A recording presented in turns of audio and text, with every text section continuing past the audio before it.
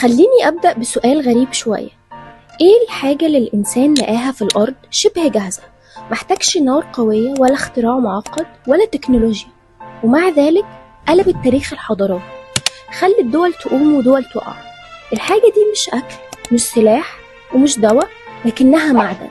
تعالوا في سطر حضارة نعرف إيه الحاجة الغريبة دي، وليه لسه لحد دلوقتي بتتحكم في الفلوس وفي الدول وفي مصير العالم كله. وده لأن لكل سطر أثر ولكل حضارة قصة.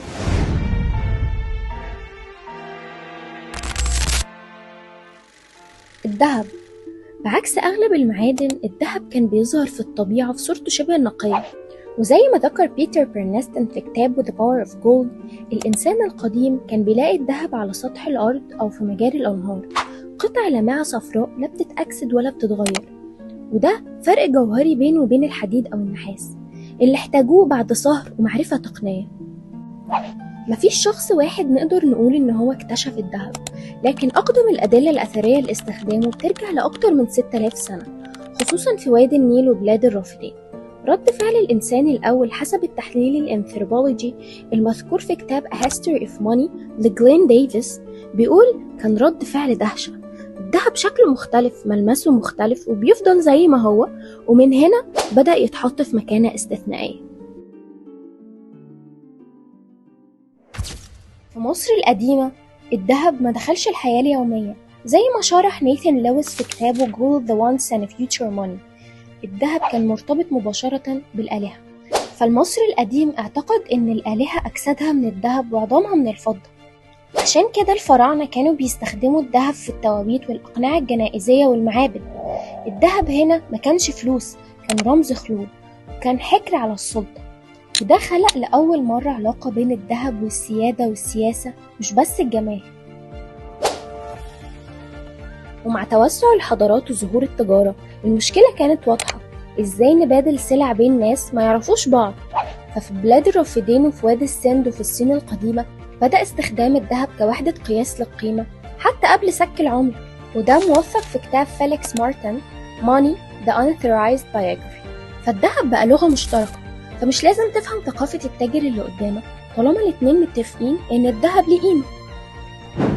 مملكة ليديا، وهي اللي كانت موجودة غرب الأناضول في تركيا حاليا في القرن السابع قبل الميلاد، واجهت مشكلة اقتصادية. التجارة زادت والذهب كان موجود، لكن التقدير كان فوضوي. زي ما شرح جلين ديفيس إن سك العملة الذهبية كان حل عبقري. فالدولة ختمت الذهب وضمنت وزنه ونقائه، وقالت للناس القيمة دي مضمونة بسلطتي. طب ليه الذهب؟ لأنه كان نادر وثابت وسهل الحمل. ومن هنا العملة الذهبية ربطت بين الاقتصاد والسياسة لأول مرة بشكل رسمي. وفي مملكة ليديا كان أول عملة اتسكت في التاريخ، وده حل مشكلة اقتصادية عالمية.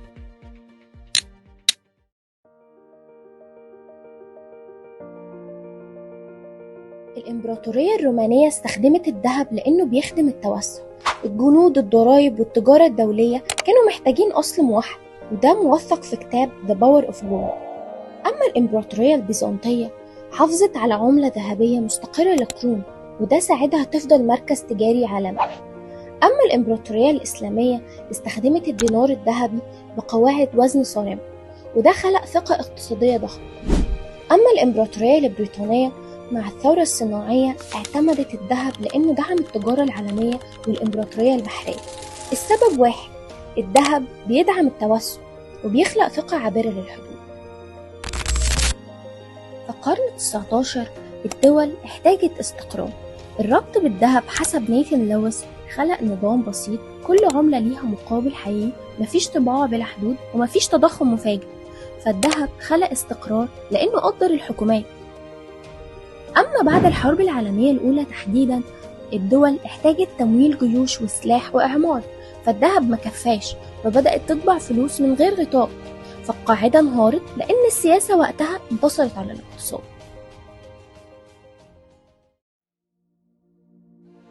في سنة 1971 أعلن الرئيس الأمريكي ريتشارد نيكسون فك ارتباط الدولار بالذهب. أمريكا كانت بتطبع دولارات أكتر من ذهب، فالدول بدأت تطالب بتحويل الدولارات لذهب، فالاحتياطي ما بقاش يكفي، فنيكسون اختار يحمي الدولار ويضحي بالذهب. ودي كانت لحظة مفصلية في التاريخ الاقتصادي وموثقة بالتفصيل في كتاب Gold the Once and Future Money. من اللحظة دي الفلوس بقت قائمة على الثقة فقط مش على معدن. ومع ذلك الغريب إن الذهب ما اختفاش، ده بالعكس رجع يلعب دور مختلف. طب سؤال، ليه العالم اعتمد على العملات الورقية والأصول بدل الذهب؟ الإجابة إن مع دخول العالم القرن العشرين الاقتصاد خرج من كونه تجارة سلع بسيطة ودخل مرحلة الإنتاج الضخم والبنوك. زي ما شرح فيليكس مارتن إن المشكلة الأساسية مع الذهب إنه محور، فالذهب لا ينمو مع نمو عدد السكان ولا مع توسع التجارة ولا مع احتياجات الدول الحديثة. فالاقتصاد الحديث محتاج سيولة، محتاج ائتمان، محتاج قدرة على التمويل السريع. فالعملة الورقية سمحت للدول تعمل حاجة الذهب ما يقدرش يعملها، وإيه هي؟ إنها تحرك المستقبل قبل ما يحصل. فالدولة تقدر تمول مشروع، تقدر تبني بنية تحتية أو تدخل حرب اعتمادا على الثقة في اقتصادها مش على كمية المعدن في الخزنة. أما الأصول المالية زي السندات والأسهم فدي كانت نقلة أكبر. فحسب جلاين ديفيس في كتابه A History of Money، الأصول دي حولت المال من شيء مخزن إلى شيء نشط. فالسند الحكومي هو استثمار في الدولة، أما السهم هو مشاركة في شركة. والأصول المالية دي بقت إدارة نمو مش مجرد حفظ قيمة. فالذهب في المقابل فضل ساكن بيتحفظ بس ما بيبنيش. طب نيجي هنا للسؤال، الذهب ولا الأصول؟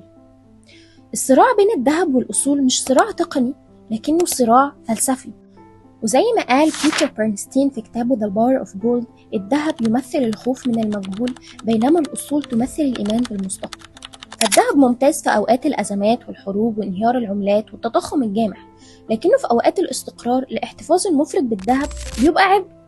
فنيثن لويس في كتابه Gold the Once and Future Money بيشرح إن الذهب لا بيدي عائد ولا فايدة ولا حتى نمو.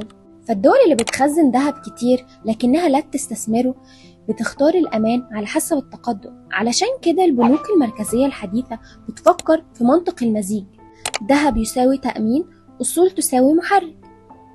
فالخطأ مش في الذهب ولا في الأصول، الخطأ في الاعتماد على واحد بس. طب ليه مش كل الدول بتتعامل مع الذهب بنفس الطريقة؟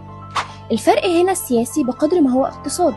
ففي كتاب The Power of Gold كريستين بيشير إن الدول اللي عندها عملات قوية ونفوذ مالي عالمي زي أمريكا وبريطانيا مش محتاجة تعتمد بشكل كبير على الذهب، عملتها نفسها أصل، فالدولار هو أصل عالمي.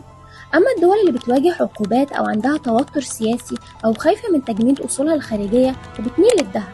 ليه؟ لأن الذهب لا يمكن تجميده بسهولة ولا يعتمد على النظام مالي عالمي. فروسيا والصين وإيران زودوا احتياطي الذهب كنوع من التحصين مش الاستثمار، وده مذكور بوضوح في تحليلات نيثن لويس إن الذهب هنا إدارة سيادة مش إدارة ربح. فببساطة الدول الواثقة من النظام العالمي تستثمر جواه، أما الدول المقلقة من النظام العالمي بتخزن ذهب أكتر. طب هل الذهب ممكن يختفي؟ السؤال ده اتسأل مئات المرات في التاريخ مع ظهور الفضة والورق النقدي والبنوك والعملات المشفرة، لكن الذهب لسه موجود لحد دلوقتي. ليه؟ زي ما بيشرح فيليكس مارتن إن الذهب مش مهم بسبب استخدامه الصناعي لكن بسبب مكانته النفسية. فالإنسان عبر آلاف السنين اتفق لا وعي إن الذهب قيمة. طب ما دام الذهب موجود لحد دلوقتي هل ممكن يظهر معدن بديل ليه؟ نظريا لكن علميا صعب جدا. لازم المعدن الجديد ده يكون نادر، غير قابل للتلف، سهل التخزين، ومقبول عالميا ونفسيا. فالتكنولوجيا ممكن تغير الأدوات لكن الثقة لا تخترع بسهولة. فالذهب عنده ميزة الزمن. في النهاية الذهب مش مجرد معدن لامع طالع من الأرض، هو أقدم إجابة حاول الإنسان يرد بيها على سؤال واحد بس: إزاي أحمي نفسي من بكرة؟ العملات الورقية والأصول الورقية والأسواق كلها محاولات حديثة لفهم السؤال القديم ده. العالم ما اختارش الذهب أو الأصول، العالم بيرجح بينهم. فوقت الخوف بنرجع للذهب، ووقت الطموح بنختار الأصول، وعمر الصراع ده ما بينتهي.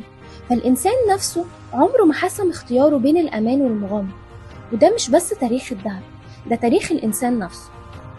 لو عجبك الفيديو دوس لايك عشان يوصل لناس أكتر. ما تنسوش السبسكرايب عشان يوصل لكم كل جديد. كنت معاكم آلاء في سطر وحضارة.